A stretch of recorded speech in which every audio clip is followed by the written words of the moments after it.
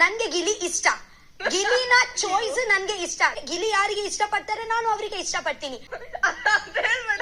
ಸ್ನೇಹಿತರೆ ಎಲ್ರಿಗೂ ನಮಸ್ಕಾರ. ಲೈವ್ ವಿಚಾರಗಳಿಗೆ ಸ್ವಾಗತ. ಈಗ ನೀವು ನೋಡಿದ್ರಲ್ಲ, ಈ ಒಂದು ಡಿಸ್ಕಷನ್ಗೆ ಕನ್ವರ್ಸೇಷನ್ಗೆ ಕಾರಣ ಏನು ಗೊತ್ತಾ? ಮೇನ್ ಕಾರಣ ಈ ವಾರದಲ್ಲಿ ಯಾವುದೇ ರೀತಿ ನಾಮಿನೇಷನ್ಸ್ ಇಲ್ಲ. ಆ ಒಂದು ರೀಸನ್ ಇಂದ ಎಲ್ಲರೂ ಗಾರ್ಡನ್ ಏರಿಯಾದಲ್ಲಿ ಕೂತ್ಕೊಂಡು ಸಿಕ್ಕಾಪಟ್ಟೆ ಮಾತನಾಡ್ಕೊಂತಿದ್ದಾರೆ. ಗಿಲ್ಲಿ ಮತ್ತೆ ರಕ್ಷಿತಾ ಕಾವ್ಯ ಅವರು ಎಲ್ರಿಗೂ ಸೆಂಟರ್ ಆಫ್ ದ ಅಟ್ರಾಕ್ಷನ್ ಆಗಿದ್ದಾರೆ. ಬನ್ನಿ ಅದೇನೋ ಅಂತ ತಿಳಿಸ್ಕೊಡ್ತೀನಿ. ಅದಕ್ಕೂ ಮುಂಚೆ ದಯವಿಟ್ಟು ಯಾರೆಲ್ಲ ವಿಡಿಯೋ ನೋಡ್ತೀರಾ ಮೊದಲು ಲೈಕ್ ಮಾಡಿ ಸಬ್ಸ್ಕ್ರೈಬ್ ಮಾಡಿ. ಅಟ್ಲೀಸ್ಟ್ 200 ಲೈಕ್ಸ್ ವಿಡಿಯೋ ಎಕ್ಸ್ಪೆಕ್ಟ್ ಮಾಡ್ತಾ ಇರ್ತೀನಿ. ಸ್ಕಿಪ್ ಮಾಡಿದ್ರೆ ವಿಡಿಯೋ ಕೊನೆವರೆಗೂ ನೋಡೋದಕ್ಕೆ ಪ್ರಯತ್ನ ಪಡಿ. ನಾವೆಲ್ಲರೂ ಇಷ್ಟು ದಿನ ರಕ್ಷಿತಾ ಮತ್ತೆ ಕಾವ್ಯ ಅವರು ಸಿಕ್ಕಾಪಟ್ಟೆ ಕಿತ್ತಾಡ್ಕೊಳ್ಳೋದು, ನಾಮಿನೇಷನ್ಸ್ ಬಂದಾಗ ಅವರಿಬ್ರು ನಾಮಿನೇಟ್ ಮಾಡ್ಕೊಳ್ಳೋದು ಪ್ರತಿಯೊಂದು ನೋಡಿದ್ವಿ. ಆದ್ರೆ ಇವತ್ತು ಏನಾಗ್ಬಿಟ್ಟಿದೆ ಅಂತ ಹೇಳಿದ್ರೆ, ಸೊ ಗಾರ್ಡನ್ ಏರಿಯಾದಲ್ಲಿ ಕೂತ್ಕೊಂಡು ಆರಾಮಾಗಿ ಅವರಿಬ್ಬರ ಮಧ್ಯೆ ಒಂದು ಒಳ್ಳೆ ಡಿಸ್ಕಷನ್ ನಡೀತಿದೆ.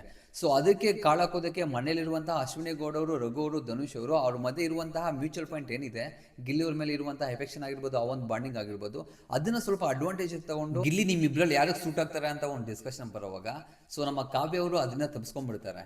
ಸೊ ಇಲ್ಲಿ ರಕ್ಷಿತಾ ಶೆಟ್ಟಿ ಅವರು ತುಂಬಾ ಡಿಪ್ಲೊಮ್ಯಾಟಿಕ್ ಆನ್ಸರ್ ಹೇಳ್ತಾರೆ. ಇತ್ತೀಚಿನ ದಿನಗಳಲ್ಲಿ ರಕ್ಷಿತಾ ಶೆಟ್ಟಿ ಅವರು ಗಿಲ್ಲಿ ಅವರ ಮೇಲೆ ಯಾವ ತರ ಒಂದು ಕನ್ಸರ್ನ್ ತೋರಿಸಿದ್ರೆ ಅಂತ ಪ್ರತಿಯೊಬ್ಬರಿಗೂ ಗೊತ್ತು. ಅದನ್ನ ನೋಡಿ ಕಾವ್ಯ ಅವರು ಹುಡ್ಕೊಂತಿರೋದು ವಾಸ್ತವನೇ. ಬಟ್ ಅವ್ರು ಹೇಳ್ಕೊಡೋ ರೀತಿ ನನಗೂ ಅದಕ್ಕೂ ಯಾವುದೇ ರೀತಿ ಸಂಬಂಧ ಇಲ್ಲ. ಗಿಲ್ಲಿ ರಕ್ಷಿತಾಗೆ ಹತ್ರ ಆದಷ್ಟು ನನ್ನ ಮೇಲೆ ಇರುವಂತಹ ಆಸಕ್ತಿ ಕಡಿಮೆ ಆಗುತ್ತೆ. ಸೊ ಅವಾಗ ನಾವು ಫ್ರೀ ಆಗಿರ್ಬೋದು ಅಂತ ಆಚೆಗೆ ಹೇಳ್ಕೊಂತಿದ್ದಾರೆ. ಬಟ್ ಅವ್ರಿಗೂ ಗೊತ್ತು ಒಳಗಡೆ ಗಿಲ್ಲಿ ಇದ್ರೆ ಮಾತ್ರ ನಾನು ಕೂಡ ಸರ್ವೆ ಆಗೋದು ಅಂತ. ಬಟ್ ಎಲ್ಲರ ಮುಂದೆ ಆ ರೀತಿ ಒಂಥರ ನಾಟಕೀಯವಾಗಿ ಪ್ರದರ್ಶನ ಮಾಡ್ತಿದ್ದಾರೆ. ಆದ್ರೆ ಇಲ್ಲಿ ನಮ್ಮ ರಕ್ಷಿತಾ ಶೆಟ್ಟಿ ಅವರು ಯಾವುದೇ ರೀತಿ ಒಂದು ಭಯ ಇಲ್ದಿರ, ಅಂದ್ರೆ ಡೈರೆಕ್ಟ್ ಆಗಿ ಹೇಳ್ತಿರ, ಡಿಪ್ಲೊಮ್ಯಾಟಿಕ್ ಆಗಿ ಹೇಳ್ತಿದ್ದಾರೆ. ಗಿಲ್ಲಿ ಅಂದ್ರೆ ನಂಗೆ ಇಷ್ಟನೇ. ಗಿಲ್ಲಿ ಯಾರನ್ನ ಇಷ್ಟಪಡ್ತಾರೋ ಅವ್ರು ಕೂಡ ನಂಗೆ ಇಷ್ಟನೇ. ಈಗ ಗಿಲ್ಲಿ ಅವರು ಕಾವ್ಯನ ಇಷ್ಟಪಡ್ತಿದ್ದಾರೆ. ಸೊ ಅದಕ್ಕೆ ನಂಗೆ ಕಾವ್ಯ ಕೂಡ ಇಷ್ಟನೇ ಅಂತ ಹೇಳ್ತಿದ್ದಾರೆ. ಆಗ ಕಾವ್ಯ ಅವರು ನೀನು ಅದನ್ನೆಲ್ಲ ಮಾತಾಡಬೇಡ ಅಂತ ನಾಟಕೀಯವಾಗಿ ನಗಿತಾರೆ. ಸೊ ರಕ್ಷಿತಾ ಶೆಟ್ಟಿ ಅವರು ಇಲ್ಲ ನನಗೆ ಯಾರನ್ನಾದ್ರೂ ನಾನು ಇಷ್ಟಪಡ್ತಿದ್ದೀನಿ, ನನ್ನ ಫ್ರೆಂಡು ಅಂತ ಹೇಳಿದಾಗ ಅವ್ರು ಯಾರು ಇಷ್ಟಪಡ್ತಾರೋ ಅವ್ರು ಕೂಡ ನಂಗೆ ಇಷ್ಟ ಆಗ್ತಾರೆ ಅಂತ ಎಲ್ಲರ ಮುಂದೆ ಹೇಳ್ತಿದ್ದಾರೆ. ಈ ನಡುವೆ ಏನಿದೆಯೋ ಆಲ್ಮೋಸ್ಟ್ ಒಂದು 2-3 ವೀಕ್ಸ್ ಇಂದ ಗಿಲ್ಲಿ ಮೇಲೆ ರಕ್ಷಿತಾ ಅವ್ರಿಗೆ ಕಾನ್ಸಂಟ್ರೇಷನ್ ಜಾಸ್ತಿ ಆಗ್ಬಿಟ್ಟಿದೆ. ಹೌದು, ಒಪ್ಕೊಳ್ಳೋಣ. ಅದು ನೋಡೋರಿಗೆ ನಮ್ಗೆಲ್ಲ ಪ್ರೀತಿ ತರ ಕಾಣಿಸಿದ್ರು. ರಕ್ಷಿತಾ ಶೆಟ್ಟಿ ಅವರು ತುಂಬಾ ಸಲ ಗಿಲ್ಲಿ ಅಂದ್ರೆ ನನಗೆ ತುಂಬಾ ಕ್ಲೋಸ್ ಫ್ರೆಂಡು, ಅಂದ್ರೆ ನಾನು ಮದುವೆ ಮಾಡ್ಕೊಳ್ಳುವಂತಹ ನಾನು ಲವ್ ಮಾಡೋ ಹುಡುಗಗೆ ಈ ತರ ಒಂದು ಕ್ವಾಲಿಟೀಸ್ ಇರಬೇಕು, ಗಿಲ್ಲಿ ತರ ಇರಬೇಕು ಅಂತ ಹೇಳಿದ್ದೀನಿ. ಬಿಟ್ರೆ ಗಿಲ್ಲಿ ಅಂತ ಯಾವತ್ತೂ ಹೇಳಿಲ್ಲ ಅಂತ ತುಂಬಾ ಸ್ಥಳ ಹೇಳಿದ್ದಾರೆ.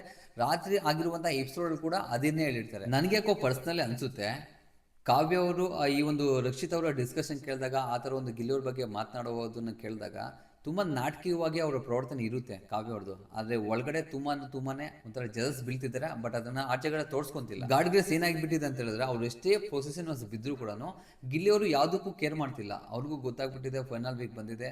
ಸೊ ಇಂಡಿವಿಜುವಲ್ ಆಟ ಆಡಬೇಕು, ಗೆಲ್ಲೋ ಕಡೆ ಗಮನ ಕೊಡಬೇಕು, ಯಾರಿಂದಲೂ ಬಿದ್ರೂ ನಮ್ಮ ಇಮೇಜ್ ಡ್ಯಾಮೇಜ್ ಆಗುತ್ತೆ, ಬಿಟ್ಟರೆ ಅದಕ್ಕೆ ಏನಾಗಲ್ಲ ಅನ್ನೋದನ್ನ ಅರ್ಥ ಮಾಡಿಕೊಂಡು ಇತ್ತೀಚೆಗೆ 1 ವೀಕಿಂದ ಅವ್ರ ಆಟ ಅವ್ರು ಆಡ್ತಿದ್ದಾರೆ. ಕಾವ್ಯದಿಂದ ಅಷ್ಟೇನು ಬೀಳ್ತಾ ಇಲ್ಲ. ಏನೋ ಮಾತಾಡಬೇಕು, ಸೊ ಲಾಂಗ್ ಫ್ರೆಂಡ್ ಆದ್ರಿಂದ ಮಾತಾಡೋದಕ್ಕೆ ಪ್ರಯತ್ನ ಪಡ್ತಾರೆ. ಬಿಟ್ರೆ ಸೊ ಇದಕ್ಕೂ ಮುಂಚೆ ಹೋದಂಗೆ ಕಾವು ಅಂತ ಹಿಂದೆ ಹೋಗೋದಾಗಿರ್ಬೋದು, ಪದೇ ಪಕ್ಕದಲ್ಲಿ ಕೂತ್ಕೊಂಡು ಇರಿಟೇಷನ್ ಮಾಡೋದಾಗಿರ್ಬೋದು, ಆ ಥರ ಸೀನ್ಸ್ ರಿಪೀಟ್ ಆಗ್ತಿಲ್ಲ, ನೋಡ್ಕೋಬೋದು ನಾವು.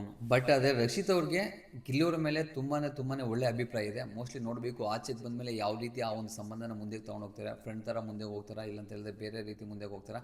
ಸೊ ಇದ್ರ ಬಗ್ಗೆ ನಿಮ್ಮ ಅನಿಸಿಕೆ ಏನು? ಸೊ ಆಚೆಗೆ ಬಂದ ಮೇಲೆ ಅವರಿಬ್ಬರು ಯಾವ ಥರ ಇರ್ಬೋದು? ಸೊ ದಯವಿಟ್ಟು ಕಮೆಂಟ್ ಮೂಲಕ ಪಿನ್ ಮಾಡಿ. ಸ್ನೇಹಿತರೆ, ಇದು ಈ ವಿಡಿಯೋದಲ್ಲಿ ವಿಚಾರ. ಇದೇ ರೀತಿ ಲೈವ್ ಅಪ್ಡೇಟ್ಸ್ಗಾಗಿ, ಕುತೂಹಲ ವಿಚಾರಗಳಿಗೋಸ್ಕರ, ಇಂಟ್ರೆಸ್ಟಿಂಗ್ ಟಾಪಿಕ್ಗೋಸ್ಕರ ತಪ್ಪದೆ ಸಬ್ಸ್ಕ್ರೈಬ್ ಮಾಡ್ಕೊಂಡು ಶೇರ್ ಮಾಡಿ, ಲೈಕ್ ಮಾಡಿದ್ರೆ ಅಂತ ಭಾವಿಸ್ತಾ ಇದ್ದೀನಿ. ಸಿಗೋಣ ಮುಂದಿನ ವಿಡಿಯೋದಲ್ಲಿ. ಅಲ್ಲಿವರೆಗೂ ಟೇಕೆ ಬಾಯ್. ಹೋಗಕ್ಕೂ ಮುಂಚೆ ವಿಡಿಯೋ ನೋಡ್ಬಿಟ್ಟು ಲೈಕ್ ಮಾಡಿದ್ರೆ ಹೋಗ್ತಿದ್ದೀರಾ, ಹಾಗೆ ಸಬ್ಸ್ಕ್ರೈಬ್ ಮಾಡ್ಕೊಳ್ಳಿ. Thank you.